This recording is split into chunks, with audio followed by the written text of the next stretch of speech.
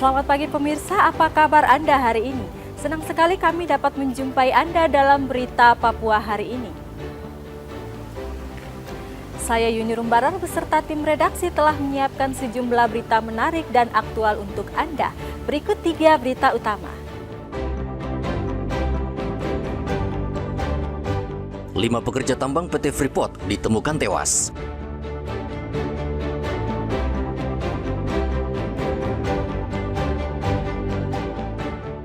Diduga karena korsleting listrik, 19 rumah di Kompleks Kodam Lama Jayapura terbakar.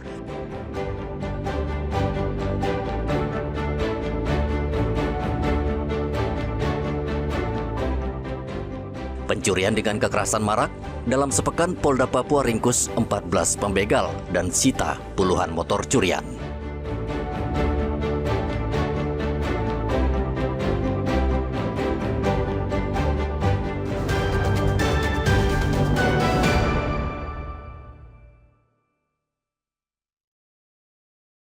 Setelah melakukan pencarian intensif sejak terjadinya longsor di terowongan bawah tanah pada 8 September 2025 lalu, PT Freeport Indonesia kembali menemukan 5 pekerja tambang yang terjebak akibat longsor lumpur basah.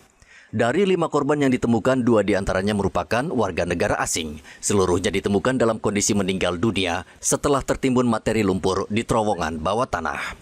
Proses evakuasi berlangsung sulit mengingat kondisi terowongan yang licin dan dipenuhi lumpur. Kelima jenazah telah dievakuasi ke Rumah Sakit Tembagapura untuk identifikasi lebih lanjut.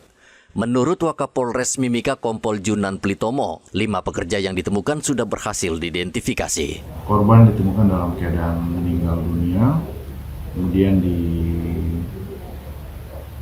dibawa di Rumah Sakit di 68. Untuk tim dari Polres sudah menurunkan tim gabungan, tim DVI, gabungan Polda Papua Tengah dan Polres Mimika, dipimpin langsung oleh Kabidokes Polda Papua Tengah, kemudian tim dari Inafis Polres Mimika juga diterjunkan di area. Untuk rencana hari ini akan dikirim ke Timika sesuai informasi yang kita dapatkan. Untuk 4 jenazah ditempatkan ke Jakarta, sedangkan yang 1 jenazah atas nama Saperius Magai akan rencana dikebumikan di area Kuala Kencana Timika. 4 jenazah rencananya akan diterbangkan ke Jakarta, termasuk 2 warga negara asing, sedangkan 1 pekerja akan diserahkan kepada keluarganya di Timika, Papua Tengah. Longsor di terowongan bawah tanah ini terjadi pada 8 September 2025 dan menyebabkan 7 pekerja tambang terjebak.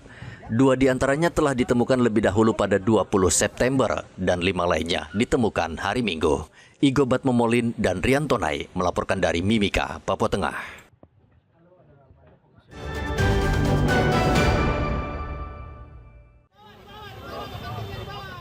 Kebakaran hebat terjadi di kawasan padat penduduk Kodam Lama, Kota Jayapura.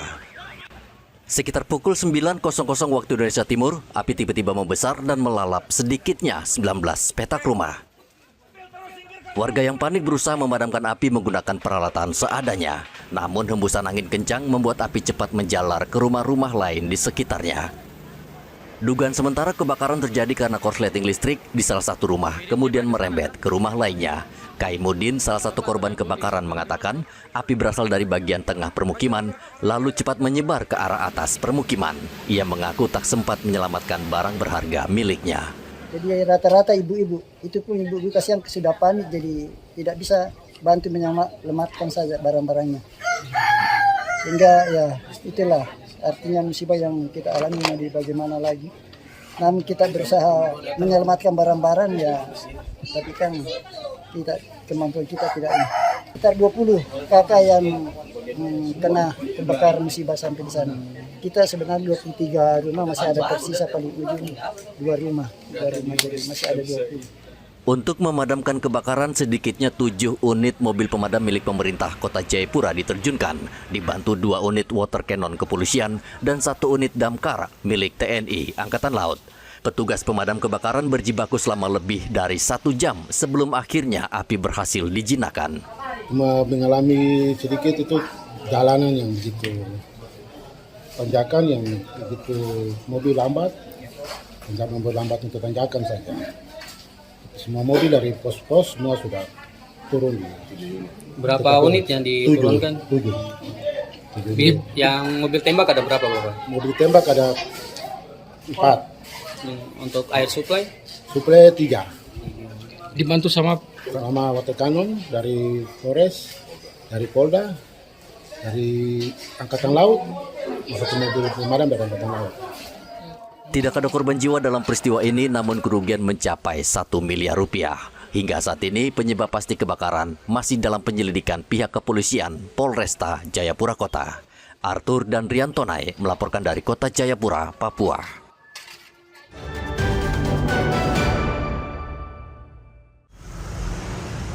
Kasus begal atau pencurian dengan kekerasan di Papua marak.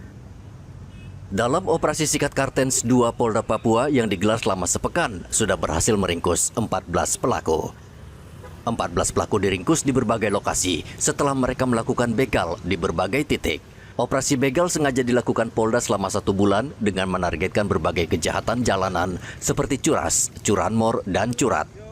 Sebanyak 14 pelaku kini ditahan dan ditangani di 3 Polres berbeda, yaitu 7 orang di Polresta Jayapura Kota, 6 orang di Polres Jayapura, dan 1 orang di Polres Merauke.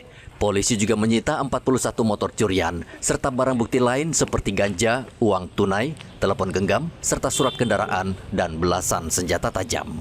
Polda Papua dan jajaran secara khusus oleh 6 kabupaten kota yang ada di wilayah hukum Polda Papua dapat mengungkap 10 kasus, yaitu kasus 3C, curas, curat, dan curanmor dengan mengamankan 14 orang tersangka. Dalam hal ini 10 tersangka merupakan target operasi sikat dan 4 tersangka non-target operasi. Dari hasil pengembangan maupun hasil kegiatan kepolisian, patroli maupun razia yang dilakukan di beberapa titik dan jam-jam tertentu. Belasan tersangka dijerat dengan pasal berlapis 363 dan 365 KUHP, ancaman maksimal seumur hidup jika korban luka berat atau meninggal. Operasi Sikat Kartens Polda Papua melibatkan 317 personel gabungan dan akan terus berlangsung hingga 30 Oktober. Polda Papua mengimbau masyarakat untuk tetap waspada dan segera melapor setiap tindakan mencurigakan ke pihak berwajib. Arthur dan Riantonai melaporkan dari Kota Jayapura, Papua.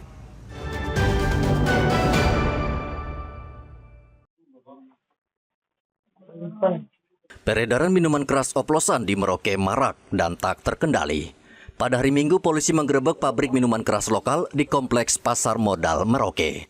Dalam operasi ini, petugas menyita ratusan liter minuman keras, termasuk tempat penampungannya. Tidak hanya satu lokasi, polisi juga menggerebek 3 tempat produksi minuman keras di kompleks pasar tersebut. Saat ini seluruh barang bukti telah dibawa di Mapolres Merauke. Operasi ini nampaknya sudah bocor karena pemilik pabrik miras oplosan berhasil melarikan diri saat polisi tiba di lokasi. 3 TKP. Itu TKP-nya berada di Pasar Mopah. Pasar Baru Mopah. Itu tepatnya di lapak-lapak pasar yang ada di Pasar Mopah. Jadi ini lingkungannya di dalam pasar ya, bukan di rumah lagi, tapi ini di dalam pasar.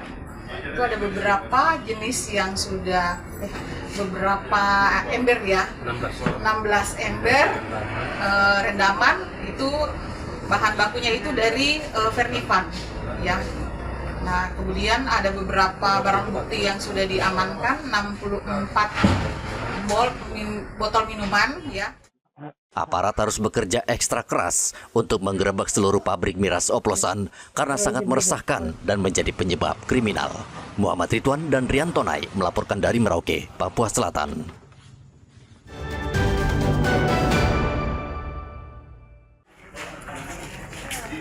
Herman tak berkutik ketika diringkus polisi di rumahnya di Jalan Buti, Kabupaten Merauke, Papua Selatan.